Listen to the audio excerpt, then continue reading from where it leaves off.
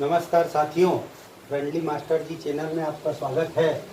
आज हम लाभ हानि प्रतिशत में पढ़ेंगे प्रॉफिट एंड लॉस परसेंटेज।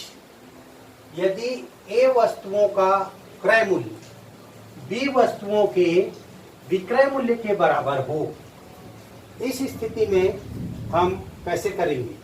तो इसके पहले हम ये जान लें कि क्रय मूल्य क्या है। क्रय मूल्य खरीदने के मूल्य को कहते हैं, विक्रय मूल्य बेचने के मूल्य को कहते हैं। कभी कभी हमारे मन में थोड़ी सी शंका हो जाती है कि कौन सा मूल्य क्या बोलते हैं, तो उसके लिए एक लिंक समझ जाइए है जिससे हम ध्यान में रख सकते हैं। जैसे हम बचपन में पढ़े हैं क ख ग घ, तो देखिए क्रय मूल्य में क है पहला अक्षर और खरीदने में ख है क ख। तो ये लिंक के माध्यम से हम समझ सकते हैं कि क्रय मूल्य खरीदने के मूल्य को और विक्रय मूल्य बेचने के मूल्य को कहते हैं। अब स्थिति दो प्रकार की हो सकती है। पहला, क्रय मूल्य अधिक हो विक्रय मूल्य से। क्रय मूल्य मतलब खरीदने का मूल्य, हम किसी वस्तु को ज्यादा में खरीदें और कम में बेच दें। विक्रय मूल्य कम हो तब हमें क्या होगी, हानि होगी। उसी प्रकार यदि हम विक्रय मूल्य अधिक हो, हम ज्यादा में बेच दें और कम में यदि हम खरीदे हैं उसको, क्रय मूल्य कम है, तो ऐसी स्थिति में लाभ होगा। ये दो स्थितियां हो सकती हैं। दोनों के लिए ये सूत्र लिखा हुआ है। इस सूत्र को समझने के लिए हम जो है एक प्रश्न पे चलते हैं। ये सूत्र लिखा हुआ है और इसी सूत्र के आधार पर इस प्रश्न को हल करने का प्रयास करते हैं।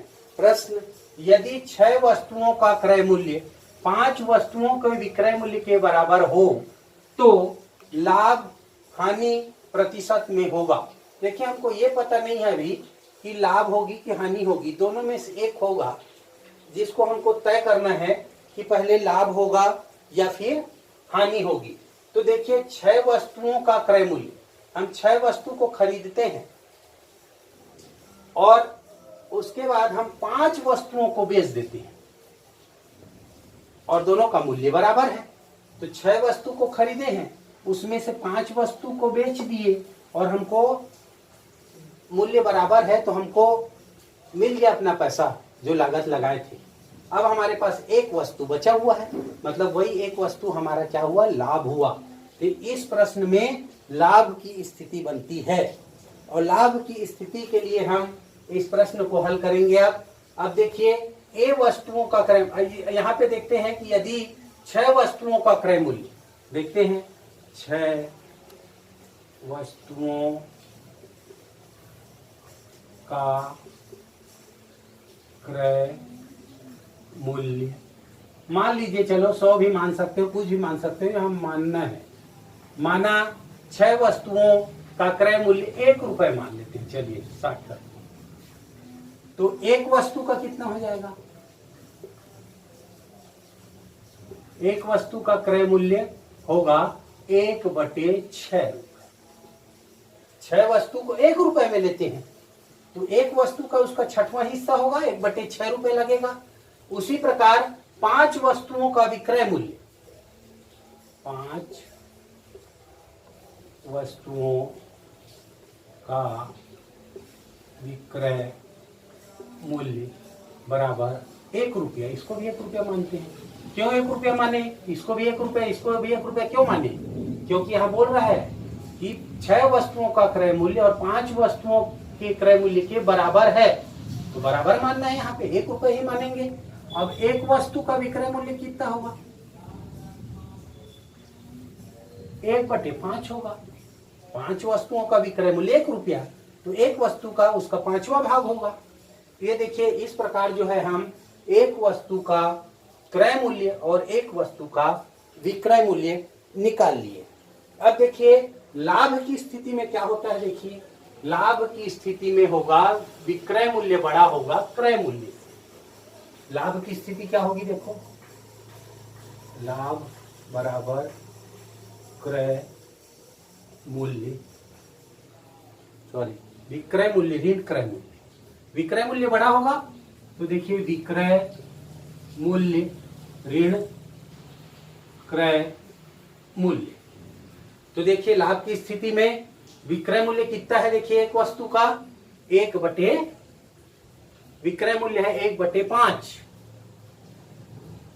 ये देखिए, और क्रय मूल्य कितना है 1/6।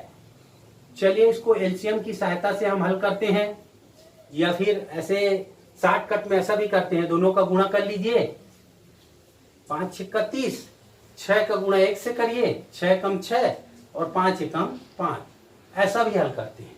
तो यहाँ पे आ गया 1/30, देखिए 6 में से 5 गया 1/30, ये लाभ हुआ, इतना लाभ होगा, 1/30 का लाभ होगा।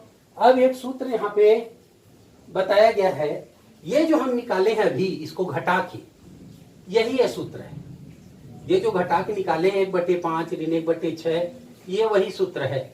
तो चलिए हम देखते हैं कि लाभ की स्थिति में क्या है। देखिए हम देखते हैं इसको, लाभ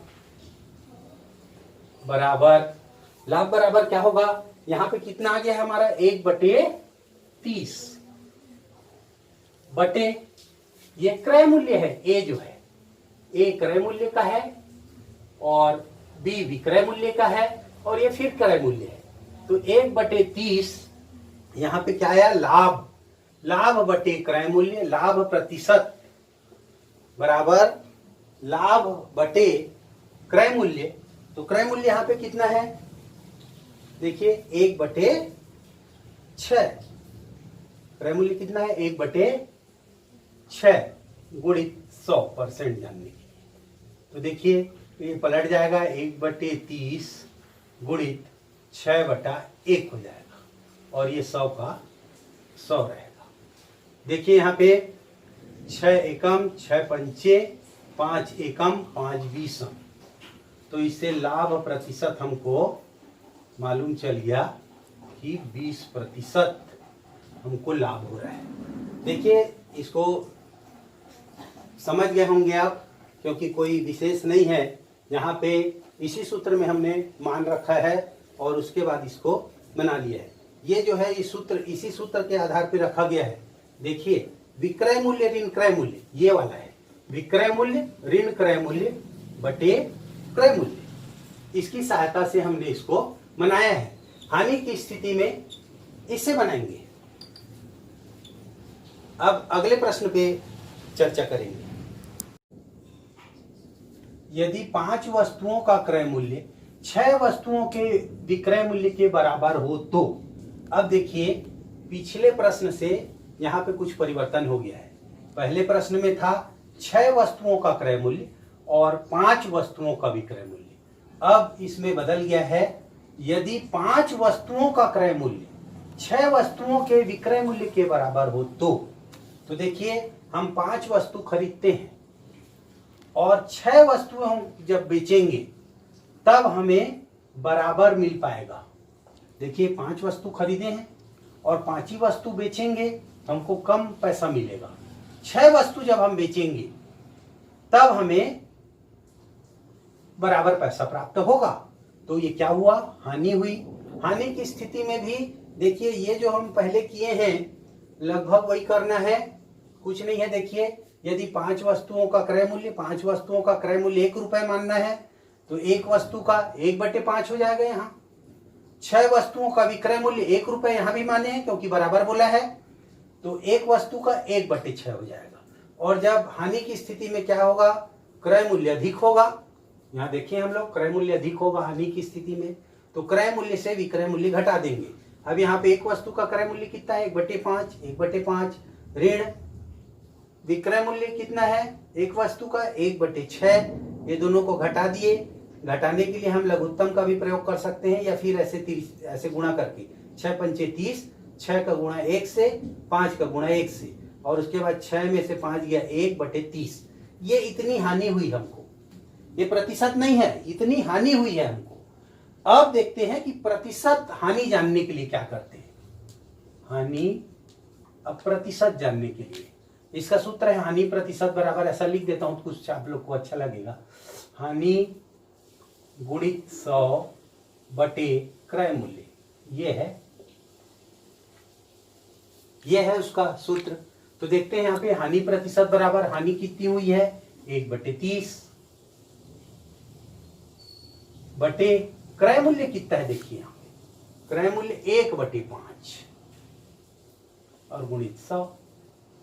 चलिए यहाँ पे देखते हैं 1/30 गुणित 5/1 ये पलट जाएगा गुणित 100। चलिए हल करते हैं 5 एकम 5 और 5 6 30। अब यहाँ पे बच गया हमारे पास 100/6%, या इसी को हम भाग दे के लिख सकते हैं 1.666%। इतनी हानि होगी। तो इस प्रकार के प्रश्न इस प्रकार बनाए जाते हैं, चाहे यहाँ पे अंक जो भी हों, अलग अलग अंक भी ले सकते हैं, लेकिन ऐसा ही इसको हल किया जाएगा। यदि आज का वीडियो आप लोग को अच्छा लगा हो तो लाइक करें, शेयर करें, सब्सक्राइब करें। धन्यवाद।